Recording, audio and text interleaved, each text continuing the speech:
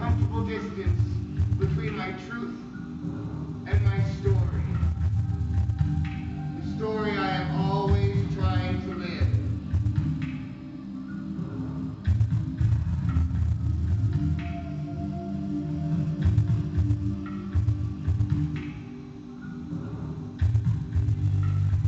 Waves rush upwards, slamming my body back into the chair I'm sitting in. Waves of the desire to tell the tale without the guise of myth, to share the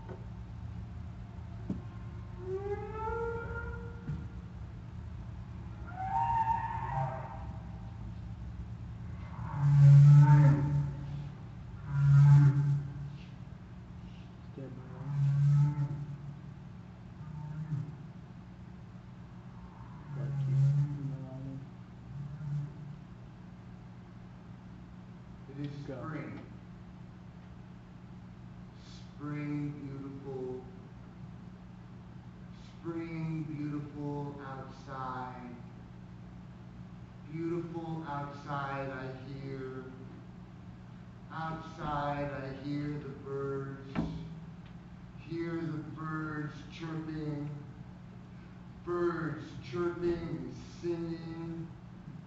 Outside, I hear the traffic hurrying by on the street below, outside the window. The television is on. Television is on,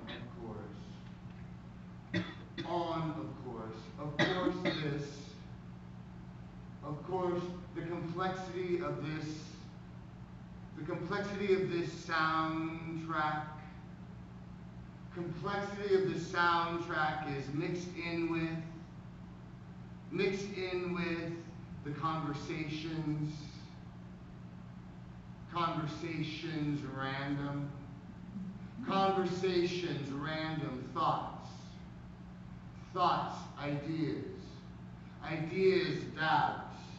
doubts, fears in the music, music that is always playing in my mind, except on those rare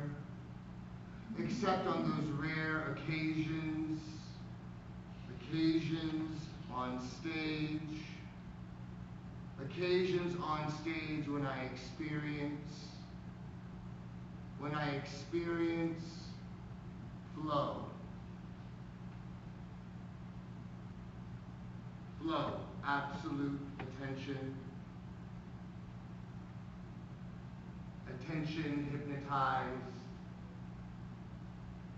hypnotized by the act of sharing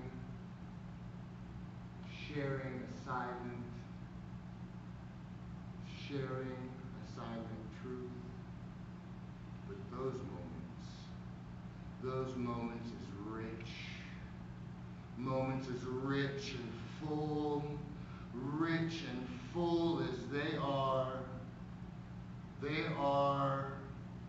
rare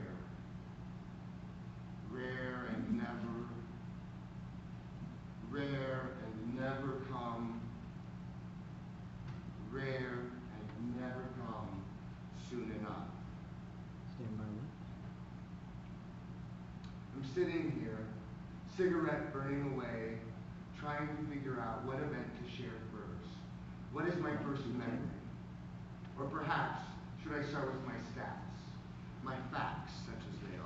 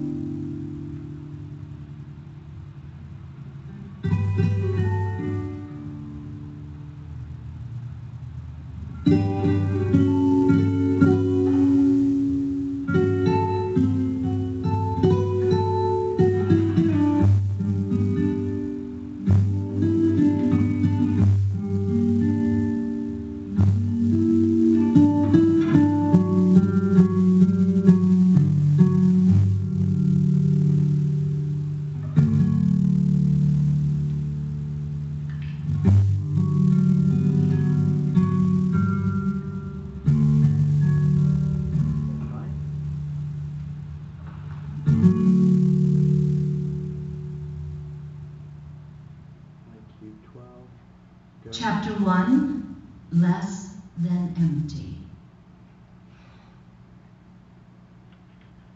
It started with my father. My biological father, Randolph Mario Hart. It started with him running through a swimming pool on a military base in Springfield, Missouri in the rain. Randy, a beautiful man, with rich brown skin covering a remarkably well-developed body, standing 5'7", running through the rain and crying out, "Letty, I love you! I love you, Letty, please!" And Letty, coming out on her balcony, seeing Randy in the rain crying, realizing she loved him too. And she would always love him and would never let him go. One paragraph.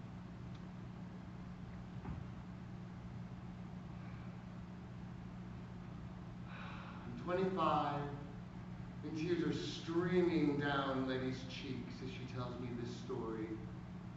We've just met. We're sitting in a tiny apartment in the East Village, New York City.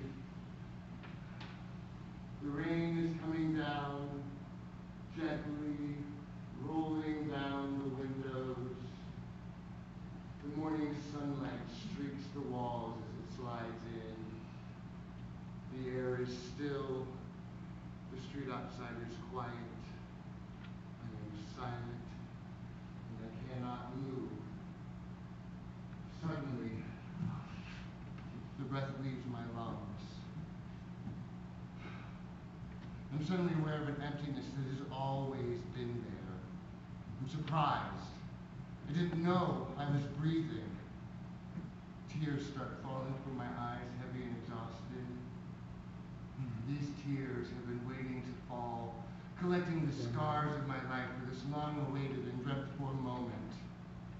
These tears feel different than any I have ever known before. They sting my cheeks. They sweetly release pain from underneath my skin. I take a breath in, and I feel less empty. Chapter 2, The Mirror and the Report.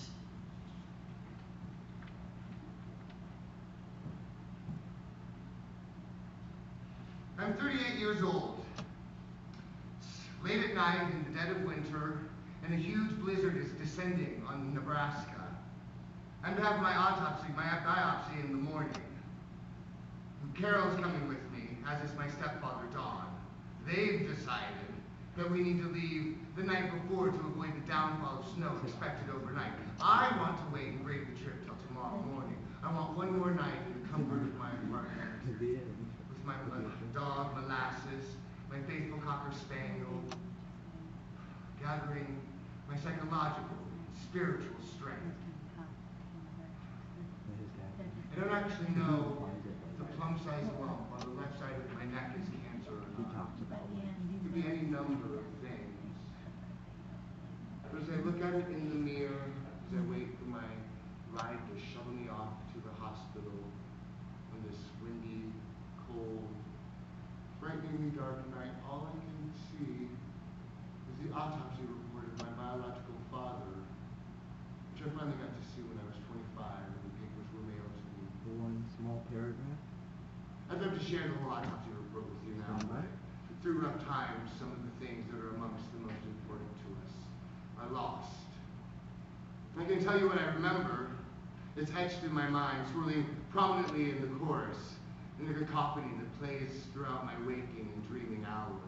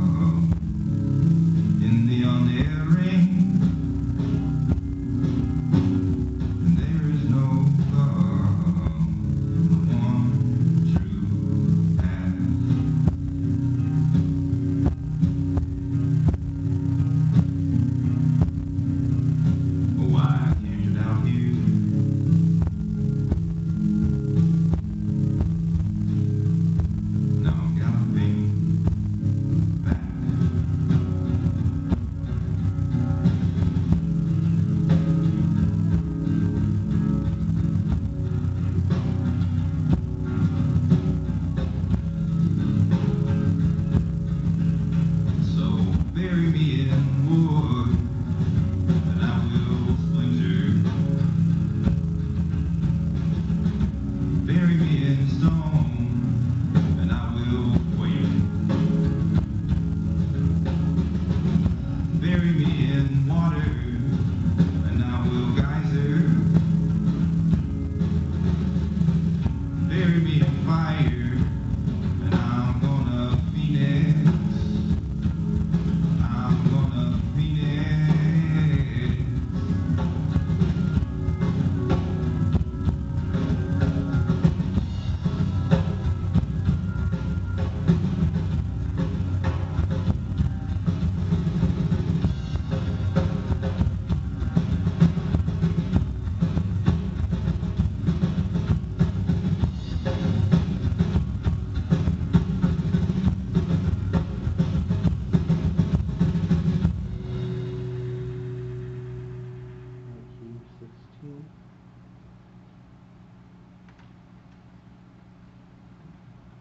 Go.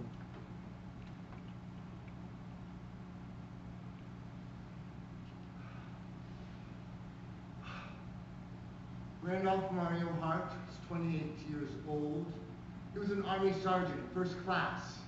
He had 13 medals and accommodations, including the Purple Heart, Master Airman Badge, Master Parachutist Badge, Vietnam Accommodation Medal, Combat Infantryman Badge, Master Combat Badge, 3 gold stars.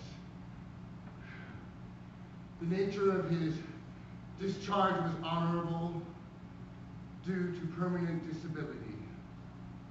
The nature of his disability was that he was deceased.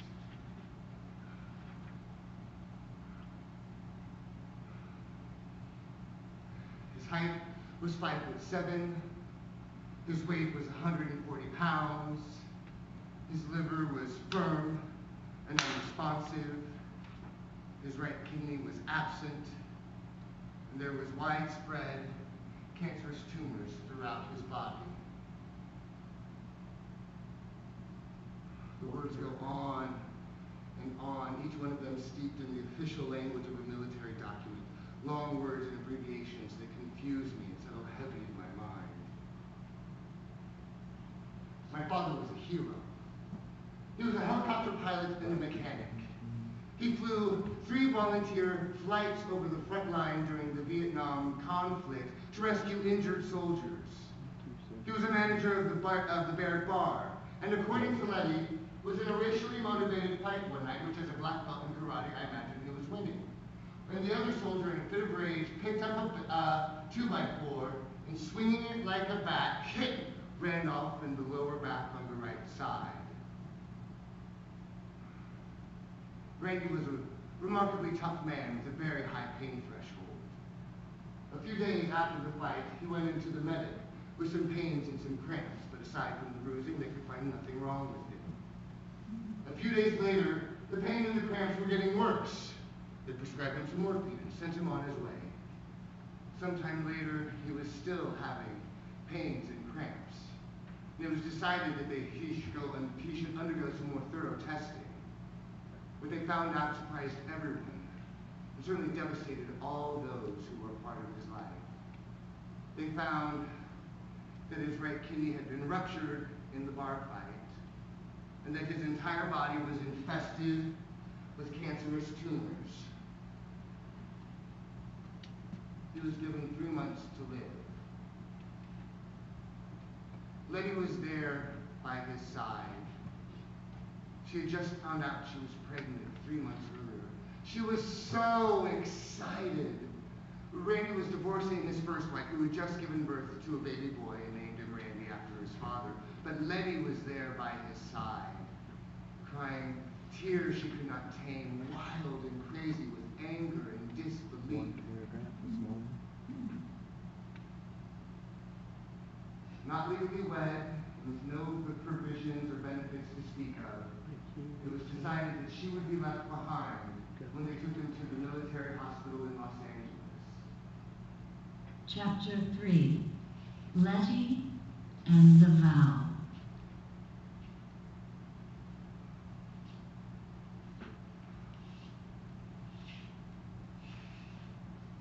Letty's family life was less than could be hoped for. She was one of many siblings.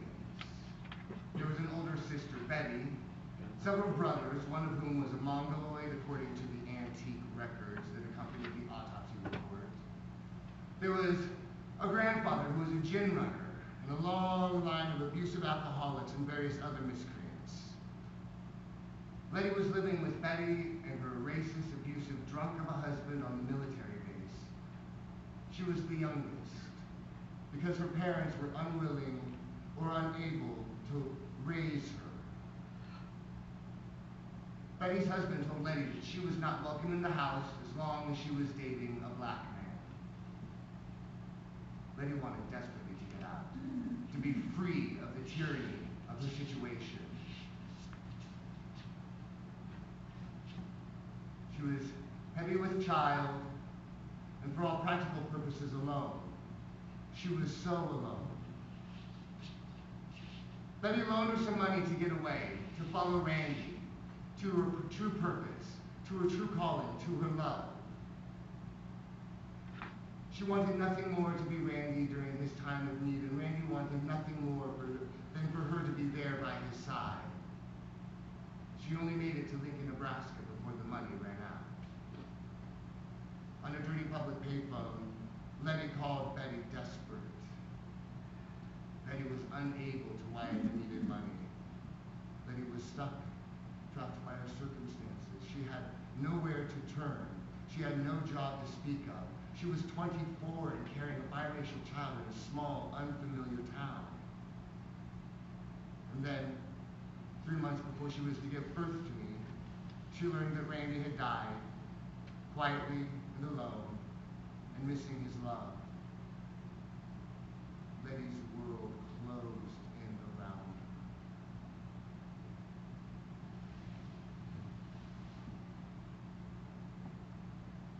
her. Letty realized that she could not raise the child that rested calmly and peacefully in her womb. She contacted Family Services Association. Her water broke. She gave birth on May 11th, 1971. It was an easy labor. She never looked at the child. She never held the child.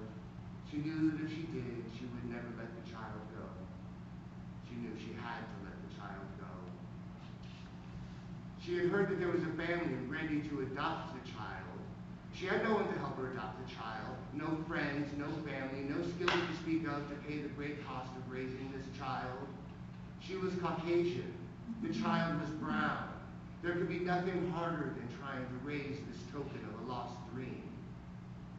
She gave the child to Family Services Association and thought she'd be able to forget the pain of her loss, of her two great losses. Her pain of a loss times 2 was more than she could bear. She signed the papers. It was over. Her journey with Randy and their child had come to an end, she thought. She thought. But she had vowed to love Randy forever, to love him and never let him go. She would never be able to break that vow. Never. Chapter 4, The Voyage and the Ghost. Yeah.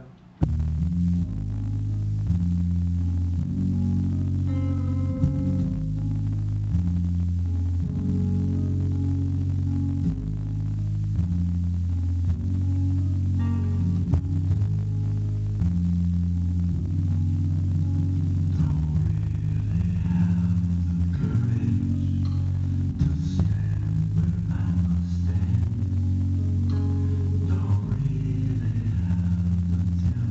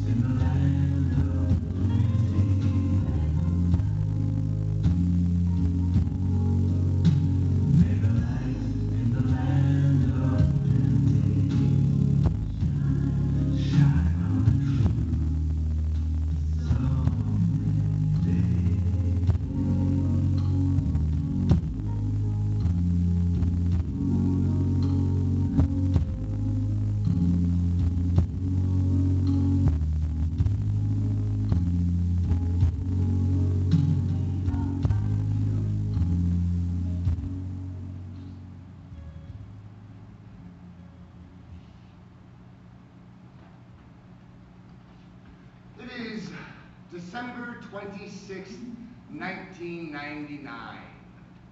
Heather, my longtime partner in crime, and I have just arrived in St. Thomas, Virgin Islands. I am 28 years old. We've made this trip so that I can meet, finally, my biological grandfather, Aubrey. So that I can reconnect with my ancestry. No. So that I can connect with my ancestry. It's a return to a place I've never been before. As I step off of the plane onto the stairs towards the tarmac below, I'm instantly taken aback by how perfectly right it all is. The air warmed to the perfect temperature by the sun shining in the high crystal blue sky exceeding a mile away. The salty air off of the ocean, the humidity. I exhale, feet touch down.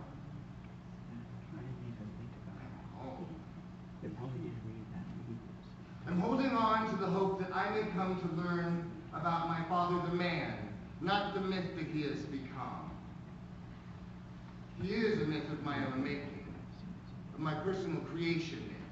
I want to know of a life lived, not a life learned from a few documents and stories. I'm scared of what I might find, terrified that I'll disappoint those that knew Randy the man, not the great tragic hero. I'm horrified that I will disappoint those who knew him.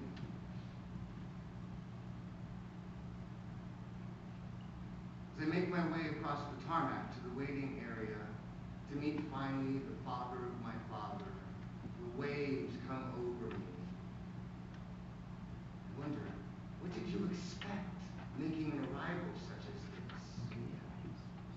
The waves rise electric from my gut to my temples. Tears fill my eyes.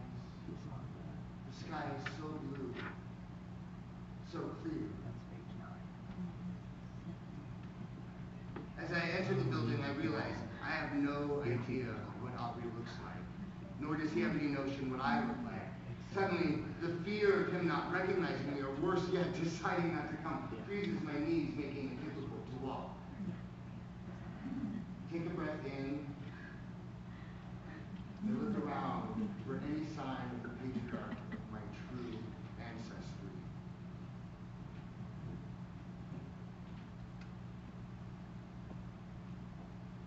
Slowly, deliberately, a very slight man begins to approach. He is neither frowning nor smiling. He is resolute in his small, quick steps. He approaches me, and with one word draws me in. Daniel? My sense of self is obliterated by the sight of my ancestors' weary smile, his soft voice, his face weathered by the island sun. I feel the air warm and soft on my skin, feeling my heart. I wonder, would my skin become as weathered as my ancestors if I were to stay? If I were never to leave? We shake hands awkwardly, and then we embrace, sighing a deep sigh of acknowledgement in tandem. Yes, hello. I am Daniel. The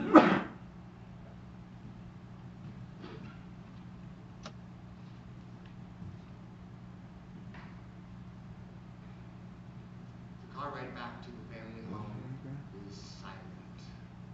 I thought I'd have so much to say, so many questions to ask.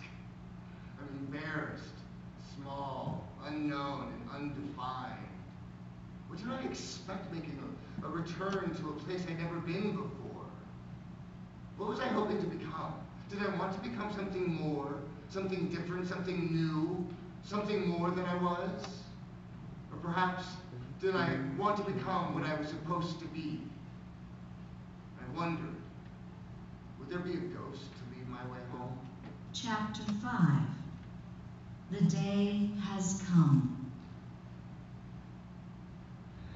Dream of a land my soul comes from.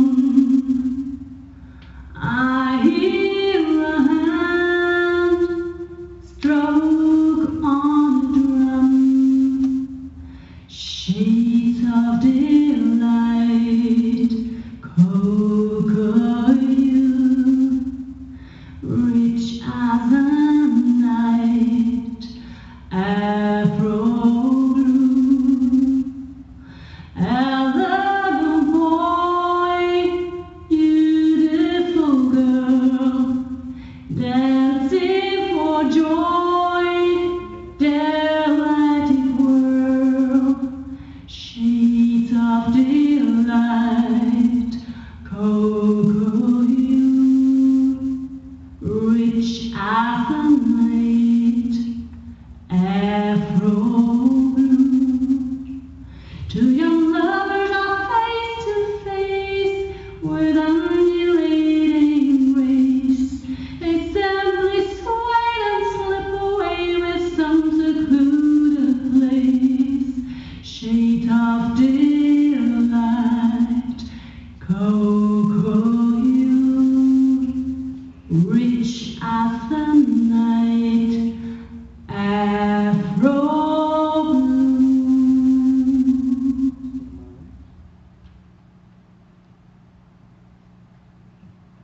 Cute.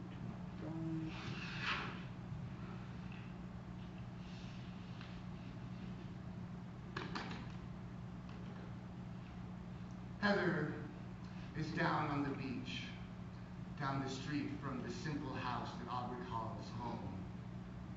I'm sitting with him on the porch. We're talking about the man that has brought us together. He's so proud of his son. He shows me many pictures of Randy's time in the military. No. If you want to, I can be useful. Randy, Request the intervention. kingly man, Or about graceful, sleek, the page. compact, and yet with ample expression that I feel that I'm getting to know him with each picture that passes through my hands. I hold each one gently as if I were holding a dying man's hand. I'm told that these pictures are mine, that I should have something to remember Randy by. I'm speechless. I'm hearing the inside story of Randy's death.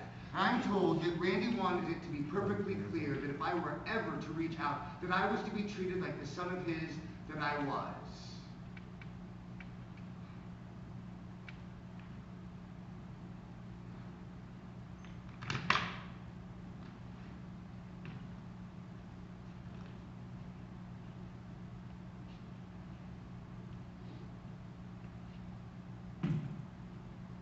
It's December 27th. We're making arrangements to go see the gravesite of my 28-year-old father who died on the 28th of December, 28 years to the day after he died. I am 28.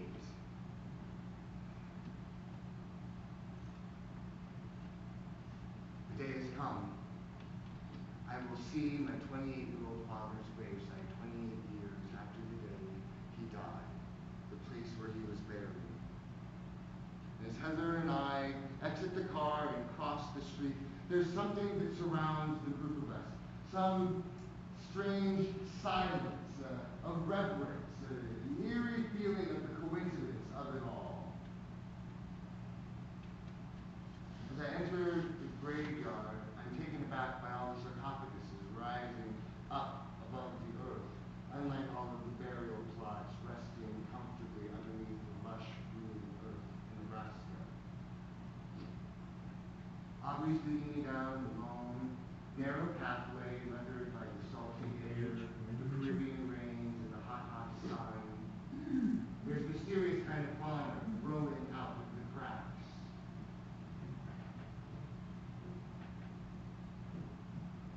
We've arrived. I'm still home. laughter and emotion I've never had before. 1999, the dawning of a new millennium. I'm standing at the graveside of my father. I'm the same age that he was when he died. I ask myself, what did you expect?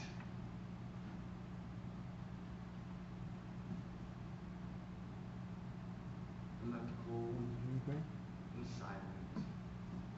There were no grand trumpets blaring. There was no clear path to my inherited self. I am small, undefined as ever. It is over. Stand by, 327. I've resolved myself to enjoy the location, the weather, the company of a man who happens to share my bloodline. Heather suggests that I get out and I enjoy the sand and surf. I reluctantly agree. Go. Chapter 6. Swimming Through the Earth. Heather and I have arrived at the resort beach on the opposite side of the island my father called home. The rocky inlet that the house overlooked, where Heather did yoga with the native iguanas, is a million miles away. I'm still quivering from the lack of a revelatory moment, a cathartic moment that was my birthright. I step into the water, crystal clear and warmed to the perfect temperature. My eyes are fixed on the horizon, which stretches 300, it stretches so far away. The sand is thick between my toes as my ankles slip into the ocean. Okay, skip ahead. Light 228, go. There was no ghost to lead my way home. There was no myth that revealed itself as truth. The myth that I had created. Yet foolish. Feel as if I had failed.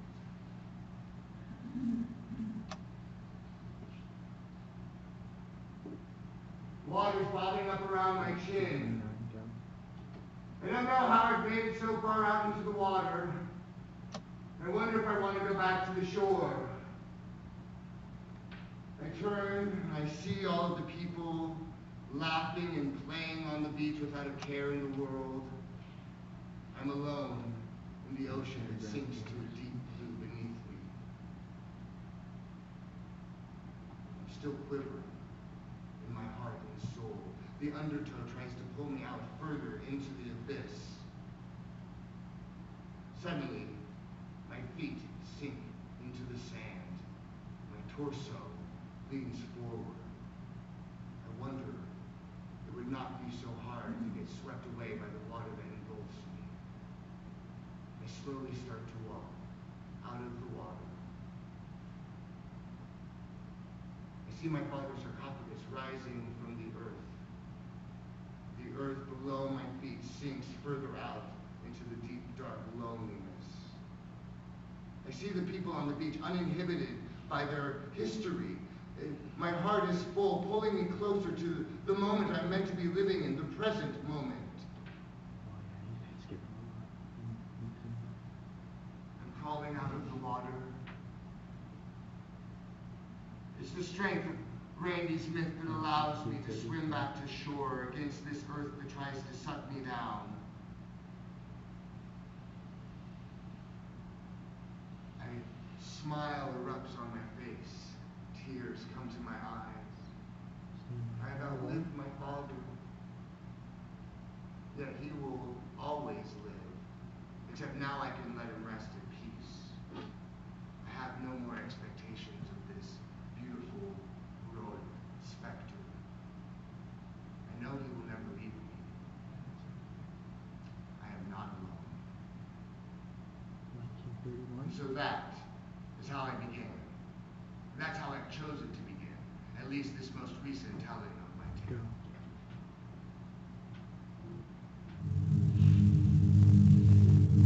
Sleep tonight.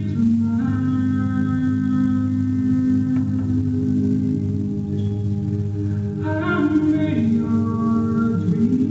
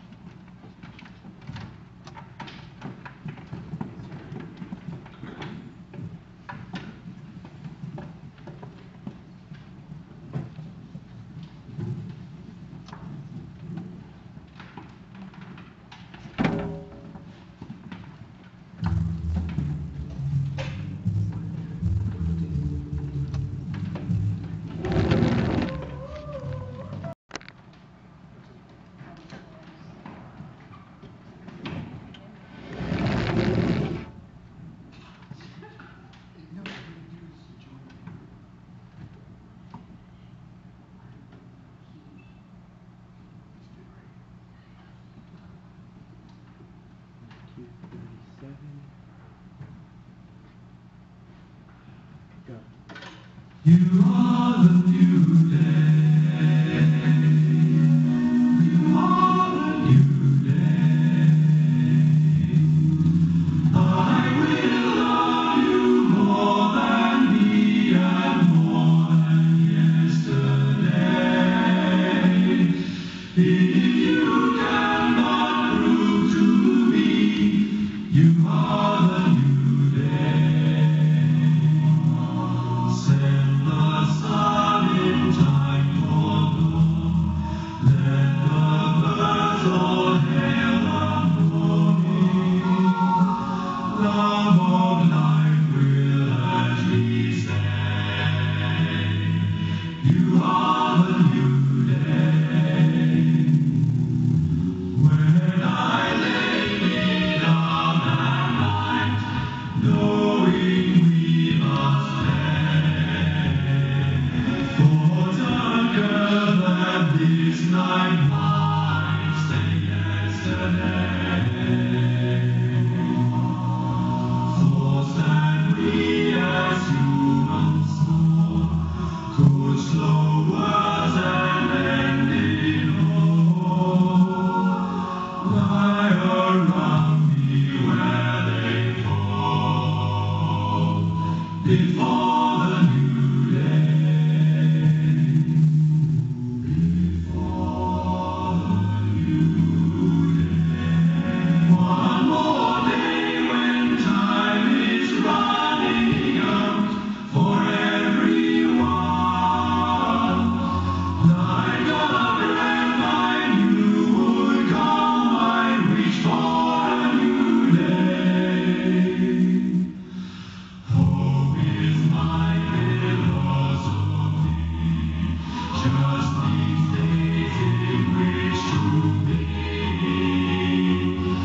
Love of life means hope for me, born on a new day. You are the new day.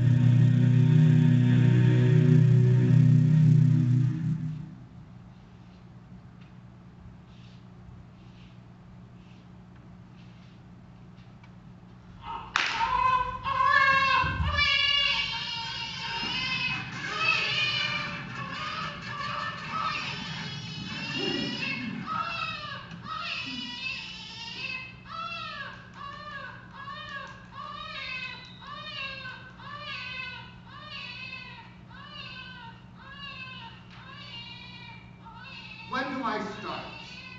I mean, at what point do I start writing about the experience of living my life?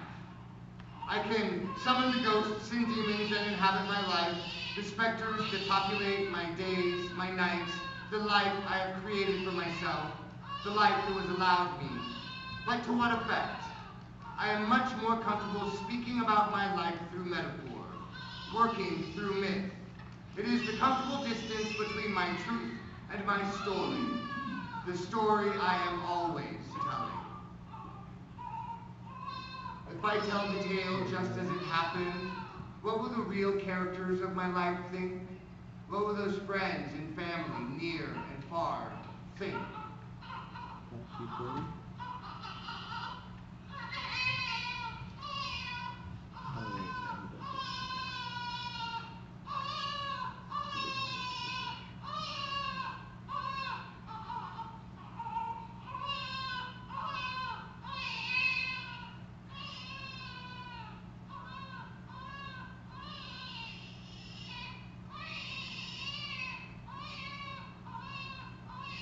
recording.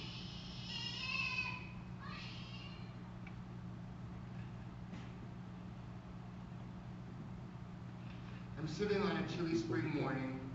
It's 11:10 a.m. I'm drinking a beer. Dustin's just left for work. We had some time this morning that was not planned for. He had a beer too. Traffic on the street is light and I do not hear any birds. I'm waiting to leave to drive to Village Point Cancer Center in Omaha, Nebraska for my 6-month checkup. Days like this, waiting to go and find out if the cancer, Hodgkin's lymphoma, has reared its ugly fucking face again, brings up every single emotion I felt on December 23rd, the day I first went in for my biopsy in 2009. There are so many things I regret. There are so many good memories of times that have had tremendous consequences. There is anger, there is self-hatred, there is the unfairness of it all. But above, below, and woven through all of this is paralyzing fear. So now I'm drinking a beer, feeling all of these sensations at once, engulfed in the symphony sung by my internal chorus. Chapter 7, The Dream. From a very young age, for as long as I can remember until my 37th birthday, I had a reoccurring dream. In the dream, I am 36 years old and am kneeling on a nearly barren piece of land in the sandhills of Nebraska, looking at a graceful, elegant sandstone formation. There is a small, twiggy bush with a few fresh green leaves on the tips of spindly branches. Behind me, there is a man. There is a gun pointed at my head, ready to kill me execution style. The man holding the gun is Caucasian, wearing black leather gloves and a black shirt, but that's all I know of him. The image has no movement other than the hot wind blowing wispy white clouds through the bright blue sky as they meander above. It is midday. Suddenly there is a flash of movement and the dream begins to play out its scenario. I wake up just as the gun is fired. I've always wanted to visit the sandhills. Maybe I want to confront my mortality. Cancer's allowed me to do that in a way much more visceral than any dream could ever reveal. I still long to see the sandhills.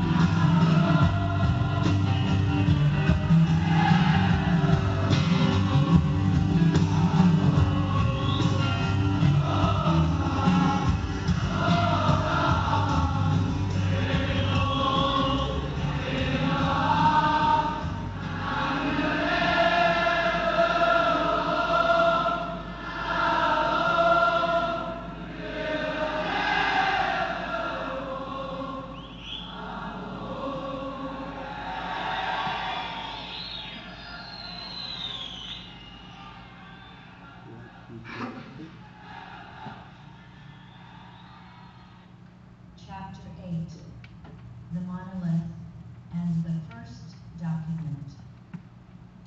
From the time I was about 5 years old, I've known that I was adopted. The morning I found out is very clearly etched in my mind. It may be one of my first memories, or it may merely be one of the many myths created to comfort myself when thinking of the time I began to become myself. The time my uniqueness was exposed to me. The time I looked in the mirror and knew I was different. It was a moody mid-morning, Sunday we'll say. It could have been any other day of the week. It was like every other day, filled with dizzying whirlwinds of activity, exploring, running, challenging life to reveal itself. Sundays were filled with so much reverence, so much weight, as though everything that happens is steeped in detail, rivaled only by the cosmic beginning. So much mystery and wonder. Sundays can bring out the faith in us all, even the skeptic. I'm standing, shifting side to side, bouncing up and down a bit in front of an enormous piece of furniture made of unimaginably dark, ancient wood that rises from the floor to the ceiling. Occasionally, I catch my reflection in the mirror that rises above a slab of oxblood and white marble, swirling, floating above a series of drawers sagging with history. The wood is almost black, and the finish is waxy. The thick coats of countless years of polish make it seem unmovable, as though the generations of care heaped upon this monolith connected it to the earth itself, as though it had always been there and that it always would. I hear the words my mother and father, Carol and Wayne Kubert, are saying to me only as mumbles and hushed whispers in a hazy light. I remember what I believed they said. I remember the evidence they provided. I remember the sensation I felt as my mother said, "This is all the information we have about your biological parents. No matter what, I want you to know that your father and I love you. We wanted you. We knew the moment we saw you, you would be ours forever." The piece of paper that accompanies these reassuring words is handed to me. It is a simple white trifold office document that carries the age of being hidden in a baby book that I did not know existed. The information is sparsely spread over the page, which consists of 2 paragraphs at the top and 2 columns taking up the smaller portion towards the bottom of the page. The paragraphs roll around until I see that it says that the adoption was closed, the mother and father were not married, the father was deceased, the mother was living, I was born in Lincoln, Nebraska. I tumble down the page, and the columns below spell out more clearly the details of the individuals who conceived me. From the left column, I learned that the mother was Caucasian and of German-Irish descent. She was 24, she was 5'8", she had blonde hair, blue eyes. She had no advanced education other than cosmetology school. In the left column, it is revealed that the father was 5'7". He was African-American and from St. Thomas, Virgin Islands. He was in the Army. He was a black belt in karate. He spoke 5 languages: English, Spanish, Vietnamese, German, and French. He had degrees in philosophy and economics. He died on December 28, 1970. He was 28 years old. These last words swirl around in my head as I string them together for you here and now, just as they did when I looked at the simple white page ages ago. The myth is so complete in my heart and so elusive in my mind. Are these memories real? Am I talking truth or fiction? What do I remember and what have I created? Below all of this, the question persists, what does it matter? I felt the ground break loose and crumble beneath my feet. I felt the suspension of my breath and the free fall of my exhale. There was nothing. No words, no caresses of my cheek, nothing that could stall this descent. Down, down I fall, the air whistling in my ears, tears falling up as I tumble down. Chapter 9, The Tutu and Paju. It is May 13th, 1971. I am 2 days old, and I have just been adopted by Wayne and Carol. They've collected their 3 other children and rushed to pick me up. Susie, second in line, has just been picked up from rehearsal for her dance recital. She is 6 years old. She is wearing a black and orange tutu. Its orange tulle is a soft nest for me to rest in. Its black bodice is sequined and twinkles like stars in the night sky, in orange and black waves above my head, which is barely peeking out of the swaddling I am wrapped in. They are wondering what they should name me. Susie says, we already have a Tommy, and a Debbie, and a Susie. We should name him Danny. Everyone agrees. I am reborn. I will be called Daniel Russell Kubert. I have landed somewhere, if only briefly. We are a family of 6. I have several nicknames. The one used most, at least by the 6 from the original family, is Paju. It started with my father, Wayne. Wayne is a truly wonderful, jovial, and generous man who shows extraordinary support. Some of the 6 feel that I am spoiled, that I lack initiative, that I manipulate my father and take advantage of his generosity. I feel his love, support, and generosity, the best of what I get from the 5. His embrace, as strong as it is and firm as it is not enough to slow my fall. It is a rocky childhood with lots of roughhousing and emotional turmoil.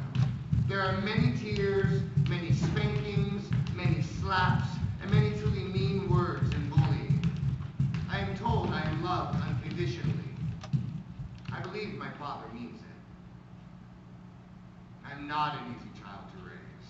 I am hyperactive, and loud, uninhibited, and sneaky. I am lonely.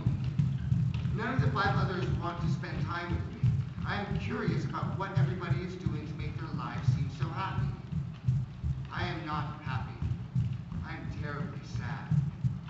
I watch the world swirl around me at frantic speed. I try to keep up. I try to fit into the ever-changing landscape. I fail over and over again. I fail and I am falling towards the earth, flailing.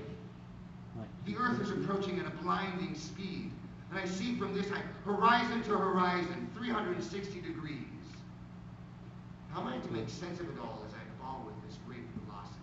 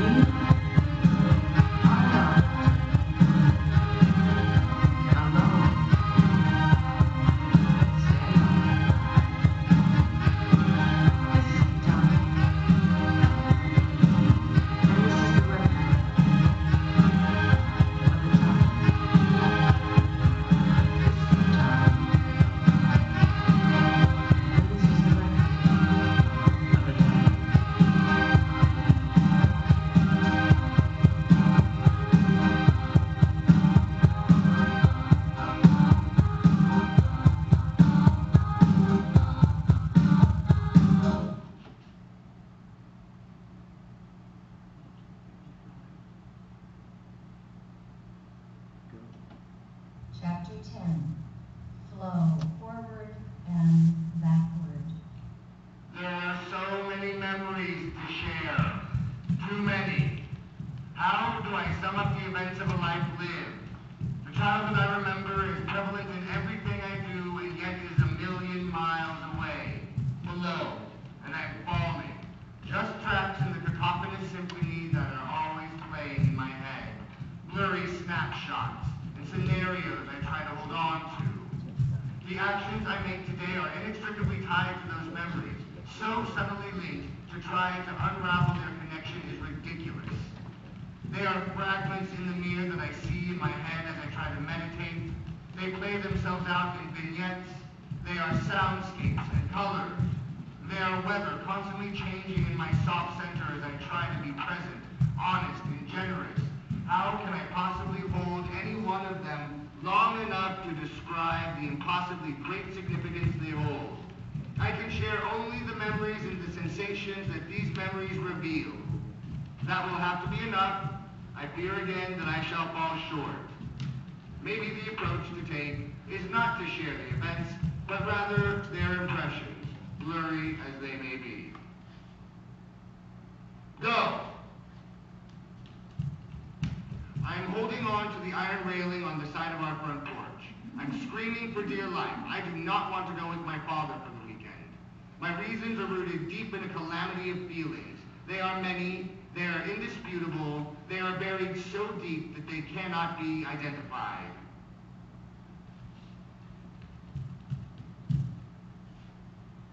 Go! I'm being spanked by my mother. She is furious. I have really done it this time. I'm confused. I don't understand what I have done.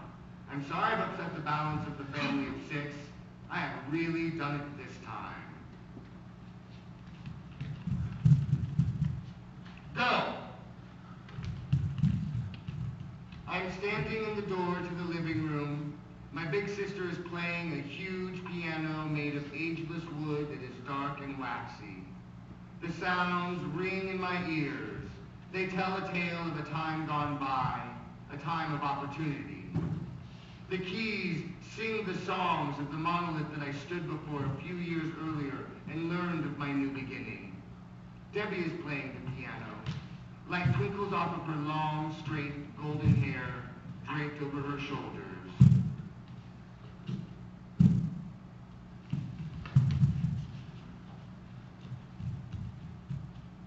Go! Susie has just taken me to see the movie Grease. She has the soundtrack. I am dancing in front of the monolithic mirror with a towel wrapped around my head. I am lip-syncing my favorite song, Beauty School Dropout.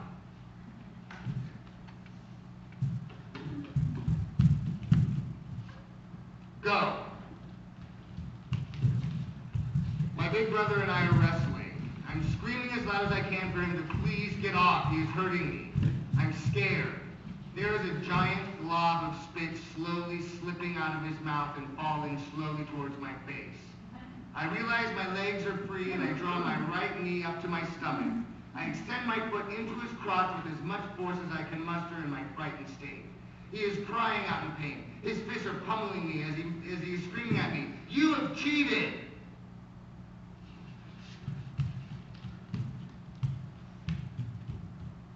Go! I am 7 years old. I have worked out a drag routine to Barry Manilow's seminal song, Copacabana. I am performing in my black and orange tutu at a neighborhood talent show at the park near our house. The kids and adults are silent as I finish my performing debut. I quietly, calmly pick up the record player and resolutely walk home. I know my performance was great. They just didn't get it. I am living my natural instinct. I have experienced flow for the first time.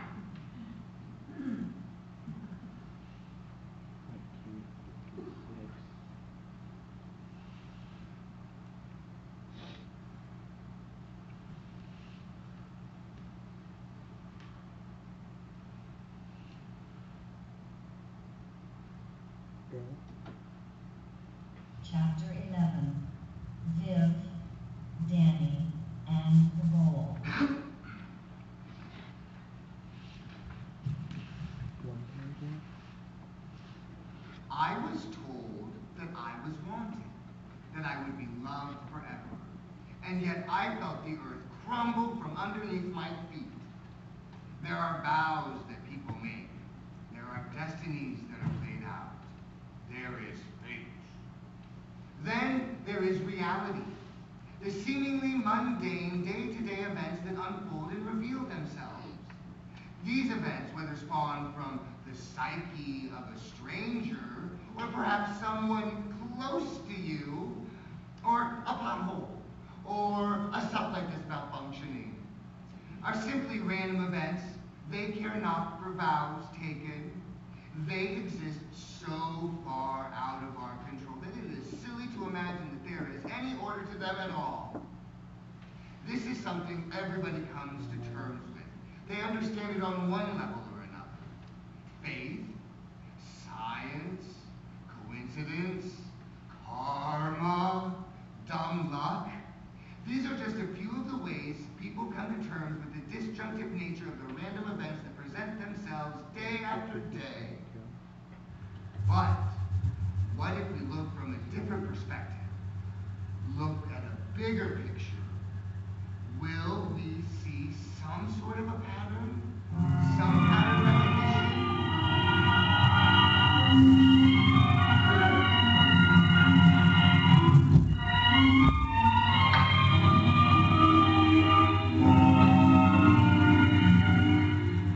If ever I leave you, it wouldn't be in summer.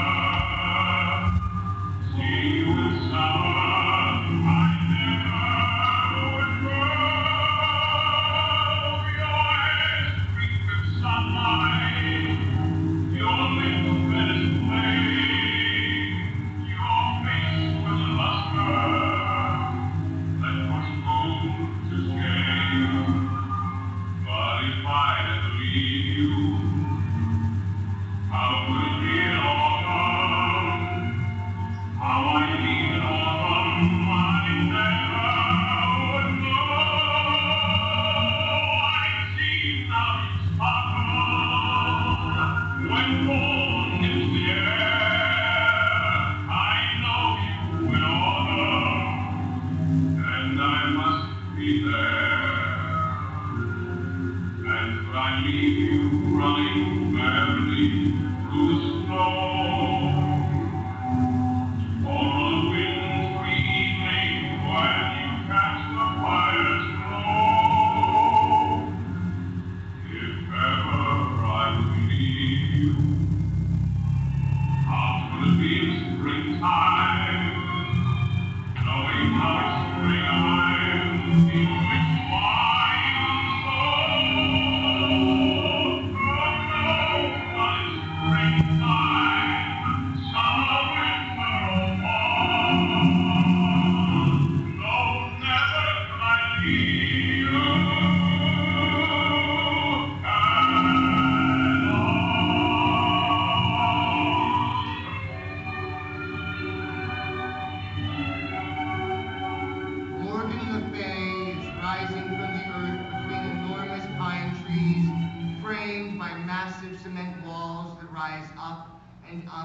to lights hanging below a warm summer sky. I am 13 and I am, for once, sitting still. I'm enthralled. The spectacle of the musical event Camelot performed at Pinewood Bowl is magic, beautiful, enchanted through and through. The summer musicals in this fantastic amphitheater are historic, going back for many decades. Huge casts fill the stage and inhabit soaring, elaborate sets. Our family comes to these shows annually, usually to see Carol's mother, Vivian Trott, perform. Tonight, the role of Morgan Le Fay is being played by my grandmother, Vivian. She is stunning. As she floats onto the stage from the woods at the back of the theater, the breeze blows her flowing robes of blue, lavender, green and gold, and they swirl about her. Time is suspended. The whole event playing itself out in slow motion. Her gigantic eyes lined to match her gown. The red hair set in big curls with gold embroidery holding flowing white and silver veils that embrace her face. Her hair matches the red gloss she wears on her lips, which smile grandly. She begins to speak, and the spell is cast. I know what I am supposed to do with my life, what it is that I must dedicate my life to. I must cast the spell, pass on this lineage of storytelling in the most visceral way possible. I understand the rocky path that has led me to this seat in this theater on this Sunday evening in 1984. A pattern reveals itself. I understand the power of a passion that brings joy and light to people's lives. Again, my feet find the earth, and I hurl myself off of this plateau and continue my fall.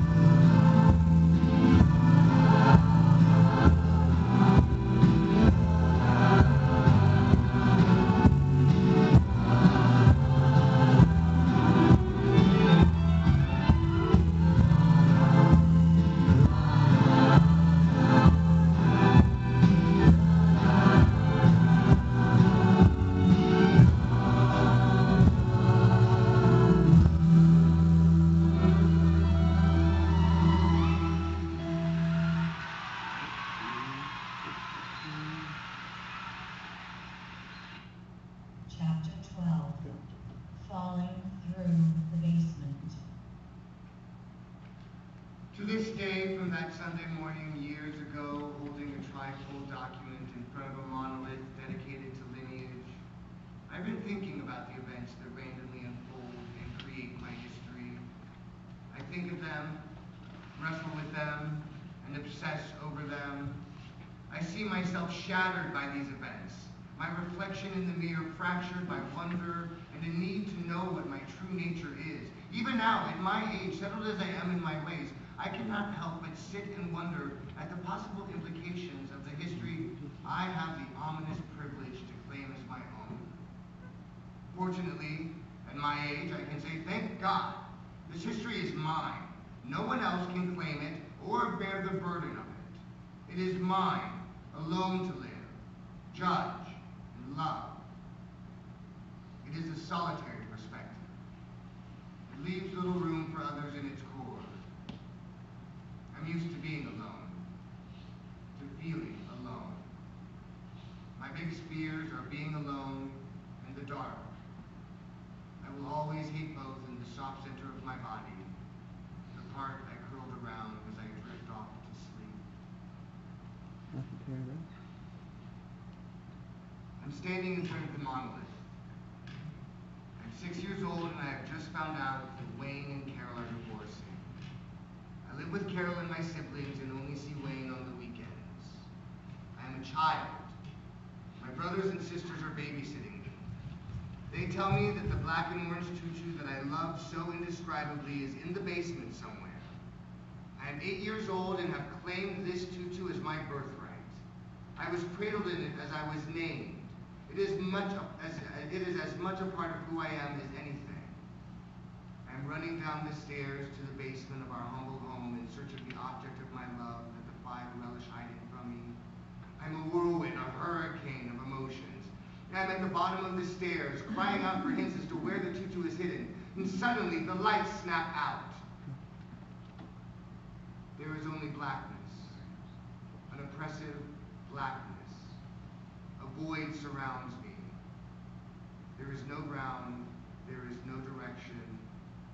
I suck in my breath, hoping to slow my fall through this void, my belly full of fear. I hear the door at the top of the stairs slam shut and lock.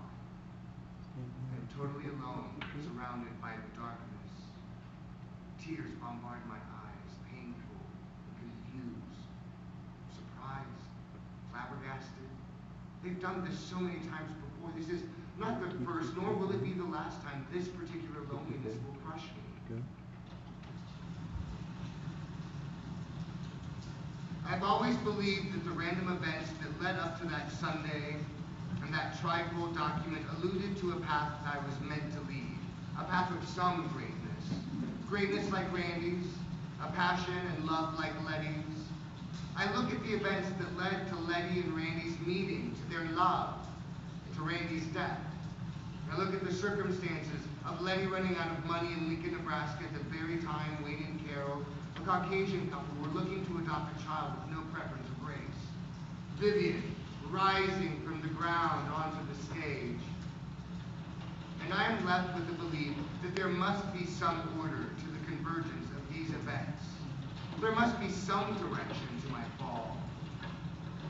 I believe I see some sort of a pattern that leads to a purpose that is more important than I can possibly imagine. Some calling. I see a pattern of greatness, despair, absolute love, and dedication. I see a pattern of sacrifice. This is the pattern that I try to live up to. I was born, I was given up, and I was given a second beginning. This is the prevailing pattern I see.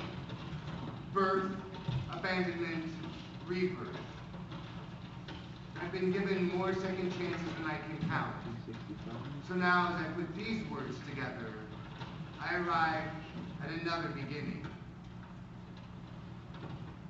Go. I hear him before I go to sleep and focus on the day that's been.